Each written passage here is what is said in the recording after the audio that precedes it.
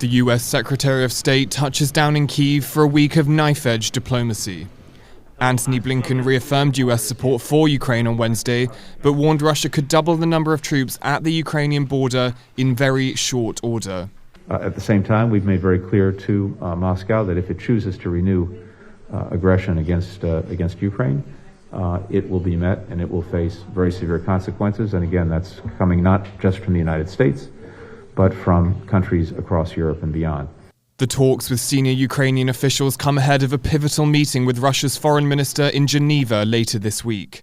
Amid the quick succession of high-level talks, the Ukrainian president called for calm, but said his country was ready to defend itself.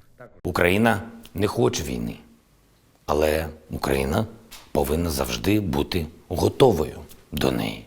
Не боїться, бо захищає свою землю. Не здасться, бо це наша земля, тікати нікуди.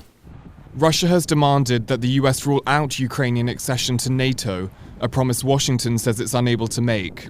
The diplomatic impasse has led to a spike in tensions, with Ukrainian security officials now estimating 127,000 Russian troops have gathered at the border.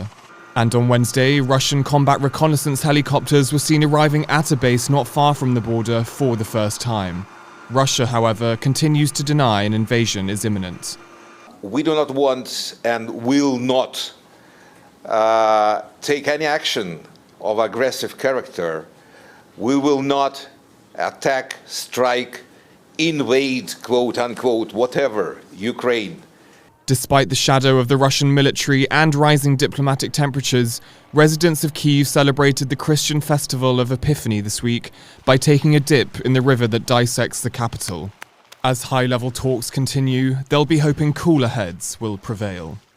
Next, Antony Blinken heads to Berlin for discussions with other NATO allies, and that's ahead of the Friday meeting with his Russian counterpart.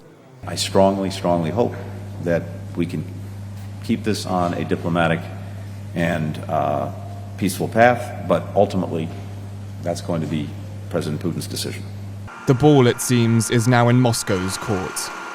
Karma Xu and James Chater for TaiwanPlus.